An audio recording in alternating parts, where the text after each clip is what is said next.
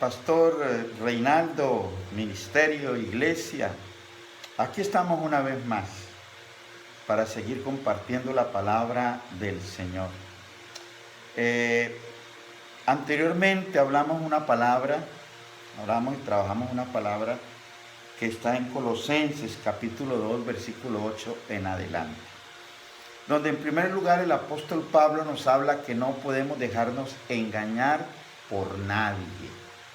Y por nadie significa personas, ángeles, en fin, dice por nadie.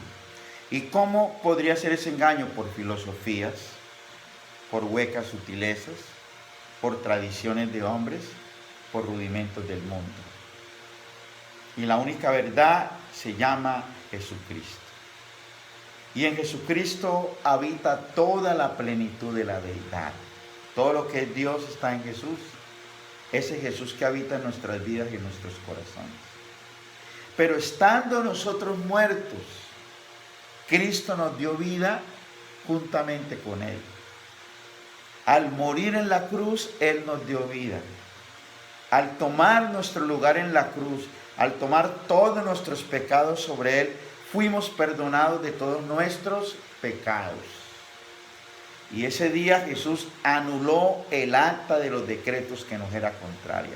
Todo aquello que nos condenaba y que colocaba para nosotros como destino el infierno fue anulado en la cruz, fue eliminado en la cruz. En el Antiguo Testamento, cuando se sacrificaba el becerro, el cordero y se derramaba su sangre, los pecados eran cubiertos, no eliminados, eran cubiertos. Pero ahora cuando Jesucristo muere en la cruz, el Cordero de Dios, nuestros pecados fueron totalmente eliminados, borrados. Y Cristo nos dio vida y nos dio libertad. Ahora usted y yo somos libres. Tenemos la libertad del Señor. Por eso lo seguimos, porque hemos decidido hacerlo en nuestra libertad. Pero tenemos que tener claro lo que decía el apóstol Pablo cuando decía: cuidado con la libertad, no usen la libertad como ocasión para la carne, no usen la libertad como ocasión para el pecado. Y quiero continuar leyendo aquí la palabra de Dios. Leo desde el versículo 14 para que tener la idea completa. Anulando el acta de los decretos que nos era contraria, quitándola de en medio y clavándola en la cruz, y despojando a los principados y a las potestades, los exhibió públicamente, triunfando sobre ellos en la cruz. Y ojo con lo que sigue. Por tanto, nadie os juzgue en comida o en bebida, o en cuanto a días de fiesta, luna nueva o días de reposo. Todo lo cual es sombra de lo que ha de venir, pero el cuerpo es de Cristo. Y ojo con esto. Porque si fuimos libres por el Señor en la cruz, ¿qué está diciendo la palabra? Por tanto nadie os juzgue. Por tanto nadie os juzgue. Escúcheme, ninguno de nosotros tiene la autoridad para juzgar a otro. Ninguno. El único juez aquí se llama Jesucristo. La palabra de Dios dice que el Padre dio al Hijo todo el juicio. Él es el único que puede juzgar. Los demás no podemos juzgar. ¿Sí? Nadie puede juzgar. ¿Quién juzgará a los escogidos de Dios? San Mateo capítulo 12 en adelante. Perdón, aquí es Romanos, allí donde encontramos este maravilloso pasaje que dice que nadie puede acusar ni condenar a los escogidos de Dios.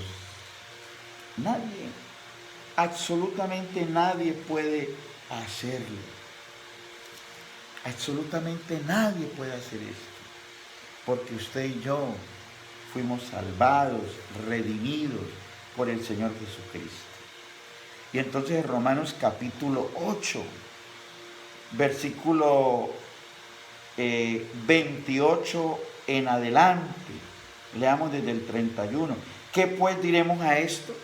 Si Dios es por nosotros, ¿quién contra nosotros? El que no escatimó a su propio Hijo, sino que lo entregó por todos nosotros, ¿cómo no nos dará también con él todas las cosas? Luego dice, ¿quién acusará a los escogidos de Dios? Dios es el que justifica. ¿Quién es el que condenará? Cristo es el que murió, más aún el que también resucitó, el que además está sentado a la diestra de Dios, el que también intercede por nosotros. En fin, nadie nos puede señalar, nadie nos puede condenar, nadie nos puede juzgar. Romanos 8:28 en adelante. Entonces dice la palabra, por tanto, si fuimos libres y somos libres, fuimos hechos libres por el Señor, dice, por tanto nadie los juzgue. Y luego menciona una serie de cosas, en comida, o en bebida, o en cuanto a días de fiesta, luna nueva, o días de reposo, todo lo cual es sombra de lo que ha de venir, pero el cuerpo es de Cristo. Y el apóstol Pablo está haciendo alusión a temas que tienen que ver con el Antiguo Testamento. A temas que están allí en el Antiguo Testamento. Y que sencillamente son palabra de Dios. Pero que simbolizaban lo que iba a ocurrir en el futuro. ¿Sí? Por eso si seguimos leyendo la palabra de Dios, dice, nadie os prive, versículo 17, todo lo cual es sombra de lo que ha de venir, pero el cuerpo es de Cristo. Todo lo cual es sombra de lo que ha de venir. O sea, esos alimentos, esas bebidas, esos días de fiesta, esas lunas nuevas, esos días de reposo, eran símbolos de lo que iba a suceder en el futuro. Por ejemplo, el becerro, el cordero del Antiguo Testamento era un símbolo de Jesucristo. Los panes sin levadura, aquellos panes limpios y no contaminados, eran un símbolo de Jesucristo. Jesucristo dijo, yo soy el pan de vida. El tabernáculo es símbolo de este cuerpo habitado por el Espíritu Santo. Las lámparas en el tabernáculo, las lámparas encendidas, eran símbolo del Espíritu Santo. Los candelabros, símbolo de la iglesia.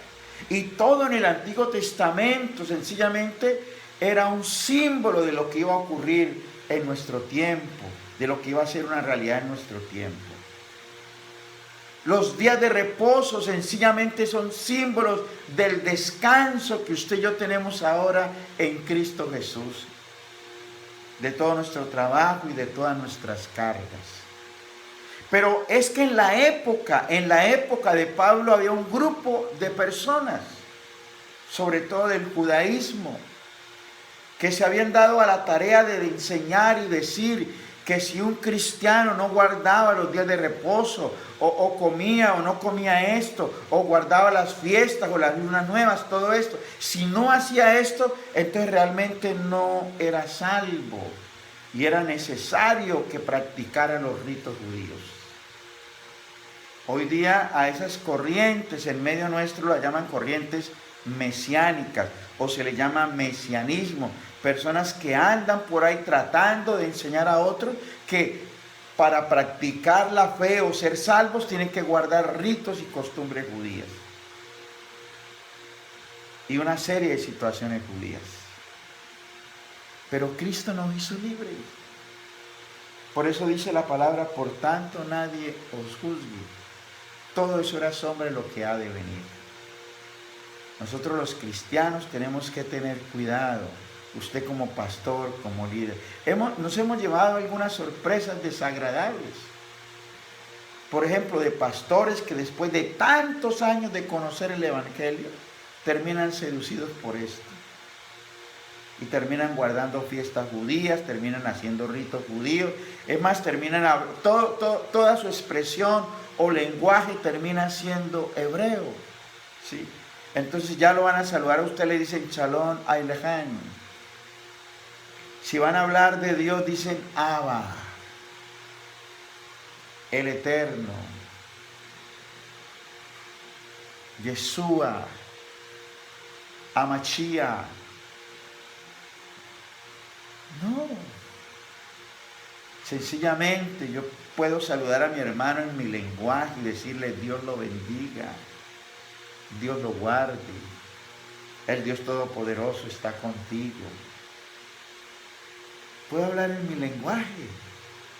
Ese era el lenguaje de los judíos, de los hebreos. Pero cada persona alaba a Dios en su lenguaje y se expresa a Dios con su lenguaje. Por eso usted y yo no podemos caer en estas falsas enseñanzas que ya desde esa época el apóstol Pablo estaba condenando y pidiendo a los hermanos que tuvieran cuidado y que se guardaran de todo esto. ¿Sí? Pero hay más. Por ejemplo, dice, nadie os prive de vuestro premio, afectando humildad y culto a los ángeles, entremetiéndose en lo que no han visto, vanamente hinchados por su propia mente carnal. Otros han caído en el engaño de rendirle culto a los ángeles, de adorar a los ángeles. Es más, muchos no piden la presencia de Dios, sino la presencia de un ángel. Invocan los ángeles en vez de invocar al Señor. Piden el favor de los ángeles en vez de pedir el favor del Señor. Los ángeles existen. Y dice la palabra que son ministros que Dios coloca a nuestro favor. Cuando Dios quiere envía un ángel para que nos socorra, para que nos ayude. Envía un ángel con un propósito, con una misión. Pero eso lo hace Dios. Allá la Biblia nos enseña que el apóstol Juan, en algún momento admirado y sorprendido por todo lo que veía allí en los cielos, se inclinó ante el ángel que estaba con él. Y cuando el ángel lo vio que se inclinó, le dijo, no hagas eso. Yo soy consiervo tuyo. Adora a Dios. El mismo ángel. El único ángel que de pronto nos quiere engañar o quiere engañar a alguien para que lo adore es Satanás. Pero los ángeles de Dios realmente, ellos adoran a Dios y no deben ser adorados. Pero dice la palabra que afectando humildad y culto a los ángeles, entremetiéndose en lo que no ha visto, vanamente hinchado por su propia mente carnal. Hay gente que es engañada por cosas como estas, aún cristianos. ¿Sí? Aún cristianos terminan engañados con esto. ¿Sí? Y pidiendo el favor de los ángeles y no el favor de Dios. Y dice el apóstol, eso ustedes no lo conocen. Eso ustedes no lo saben. En otras palabras, no se metan con esas cosas que ustedes no conocen. Y dice, y no haciéndose de la cabeza en virtud de que en todo el cuerpo, en otras palabras, nosotros tenemos que estar asidos, agarrados de la cabeza. ¿Y quién es la cabeza? Cristo es la cabeza. Nosotros somos el cuerpo de Cristo. Cristo es la cabeza. Y entonces la Biblia nos dice que tenemos que estar agarrados del Señor. Porque mire lo que dice la palabra, en virtud de quien todo el cuerpo nutriéndose y uniéndose por las coyunturas y ligamentos crece con el crecimiento que da Dios. Usted y yo como iglesia crecemos agarrados del Señor. Crecemos unidos. Dice que el cuerpo está unido por las coyunturas y ligamentos. Usted y yo unidos en torno a Cristo crecemos en Él. Por eso el Salmo 133 dice que cuán bueno y cuán delicioso es habitar los hermanos juntos en armonía. Dice que allí, que eso es como el buen óleo o el aceite que desciende sobre la cabeza, baja por todo el cuerpo, hasta las vestiduras, símbolo del Espíritu Santo. Y dice, allí envía Jehová bendición y vida eterna. Eso ocurre cuando usted y yo estamos unidos, y unidos estamos agarrados de Cristo. somos nutridos por Él, somos alimentados por Él, somos llenos por Él. Por eso la iglesia necesita vivir en comunión, por eso la iglesia necesita vivir en unidad, agarrada del Señor, siendo alimentada por el Señor y no siendo alimentada por ninguna falsa doctrina o falsa enseñanza como estamos viendo. Pero para eso tenemos que estar agarrados de Cristo, tenemos que estar agarrados del Señor. ¿Sí? Porque miren lo que dice la palabra, pues si habéis muerto con Cristo en cuanto a los rudimentos del mundo, o sea, si hemos sido libres de toda la influencia del mundo, dice, ¿por qué como si vivieses en el mundo os sometéis a preceptos tales como no manejes, ni gustes, ni aun toques, en conformidad a mandamientos y doctrinas de hombres, cosas que todas se destruyen con el uso? Hay tantas cosas que a veces la gente practica que no es palabra de Dios. No coma esto, no haga esto, no haga aquello. Si está en la palabra de Dios hay que practicarlo. Si no está en la palabra de Dios no hay que practicarlo. De hecho la Biblia nos enseña que hoy día todo alimento por la oración y por la palabra es santificado. Entonces, Jesucristo nos hizo libres. Usted y yo somos libres, pero no usemos esa libertad para pecar. Usemos esa libertad para estar agarrados del Señor, nutriéndonos de Él y siendo enseñados por Él. Y creciendo en Él, porque usted y yo necesitamos crecer como cristianos. Necesitamos madurar en la fe y crecer cada día más y más como cristianos. Pero este tipo de cosas, mire lo que dice la palabra, tales cosas tienen a la verdad cierta reputación de sabiduría, en culto voluntario, en humildad, en duro trato del cuerpo, pero no tienen valor alguno contra los apetitos de la carne. Que una persona golpee su cuerpo, se castigue. Que una persona deje de comer esto o aquello. Dice la palabra que eso en cierta manera, en cierta forma, tiene cierto grado de sabiduría o reputación humana, pero no ayuda contra los apetitos de la carne. O sea, no salvan a nadie, no libera del pecado, no da libertad, al contrario. Esclaviza a aquel que se somete a estas prácticas. Ahora, todas aquellas enseñanzas o tradiciones humanas no bíblicas esclavizan, someten. Algunas son agradables, pero no salvan a nadie.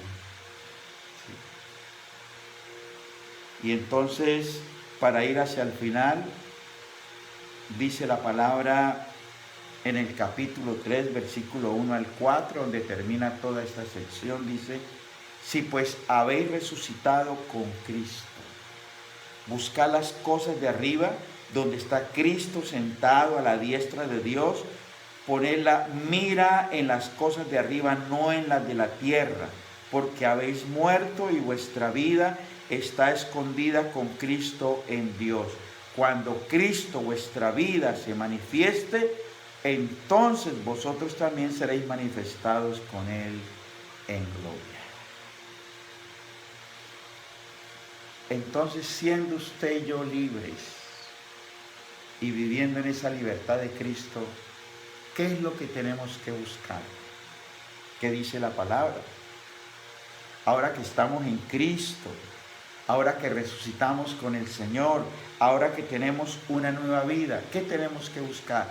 Dice, buscar las cosas de arriba, donde está Cristo sentado a la diestra del Padre. En otras palabras, busquemos el cielo. Busquemos las cosas eternas. Busquemos allí donde está Cristo sentado a la diestra del Padre. Ese es nuestro destino. habitar por la eternidad con el Señor. Ese es nuestro destino, el reino de los cielos, allí donde hay una morada celestial preparada para cada uno de nosotros. Por eso, como dice la palabra, no pongan la mira en las cosas de la tierra, pongan la mira en las cosas de arriba. En otras palabras, el apóstol Pablo insiste, mire, no se dejen engañar. No se dejen seducir para vivir una vida de acuerdo a este mundo en esta tierra. Sencillamente levanten la mirada y pongan sus ojos en las cosas de arriba, donde está Cristo sentado a la diestra del Padre. Ese es el lugar que usted y yo tenemos que buscar. No la tierra, sino el cielo. La tierra es pasajera. Por eso la palabra dice que en esta tierra usted y yo somos extranjeros y peregrinos, porque nuestra verdadera ciudadanía está en los cielos.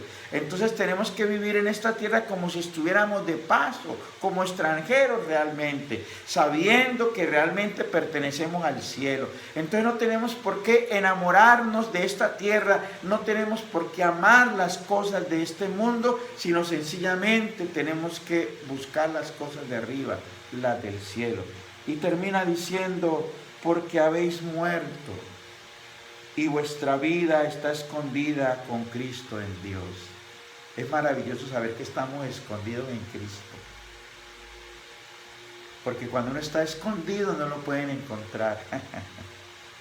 Sobre todo si uno está escondido en Cristo. Significa que allí el pecado, la maldad, el mundo, nada nos puede alcanzar cuando estamos escondidos en Cristo.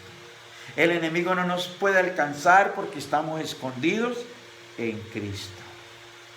Nada nos puede hacer daño porque estamos escondidos en Cristo. Y termina diciendo, cuando Cristo, vuestra vida, se manifieste, entonces vosotros también seréis manifestados con Él en gloria. Cuando Cristo, vuestra vida, se manifieste. O sea, cuando Cristo, que es mi vida, se manifieste, entonces yo también seré manifestado con Él en gloria. En otras palabras, la gran recompensa cuando usted y yo no nos dejamos engañar, ni vivimos en los asuntos de esta tierra, sino que tenemos la mira puesta en el cielo, la gran recompensa es que cuando Cristo vuelva a esta tierra por la iglesia, si usted y yo estamos vivos, seremos arrebatados juntamente con Él, seremos manifestados con Él en gloria. Pero si hemos partido con el Señor, si hemos muerto en el Señor y hemos partido en el Señor, no importa, porque ese día cuando Cristo se manifieste, nosotros también nos manifestaremos resucitados con Él en gloria. Entonces, mi amado hermano, para terminar, no nos dejemos engañar ni por filosofías, ni por huecas sutilezas, ni por tradiciones de hombres, ni por rudimentos del mundo. Porque tenemos a Cristo, que es nuestra verdad. Y Cristo en la cruz nos dio libertad. Por lo tanto, ningún tipo de práctica, de tradición o cosa parecida puede influir en mi vida. Nadie me puede juzgar por eso. Sencillamente debo vivir mi vida en Cristo, buscando siempre las cosas de arriba, donde está Cristo sentado a la diestra del Padre.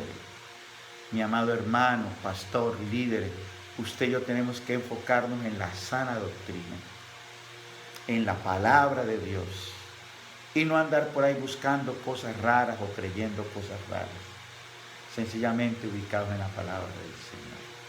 Le invito para que oremos. Amado y bendito Padre Celestial, Señor de la gloria, te doy gracias en esta hora y bendigo tu nombre, Señor. Te doy gracias porque hasta aquí, bendito Dios, tú nos has ayudado, Señor. trayendo toda tu gracia y toda tu bendición a nuestra vida, Señor.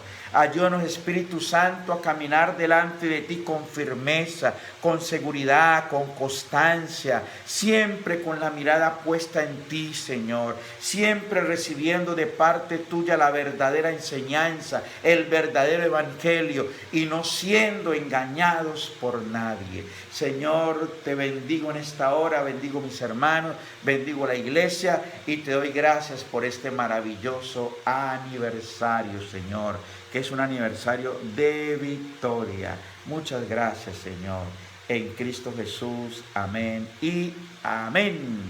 Dios me les bendiga, mis amados, y permita que en una nueva oportunidad podamos una vez más enseñar la palabra de Dios, pero estando ya en cuerpo presente. Un abrazo, los bendigo en el nombre de Jesús.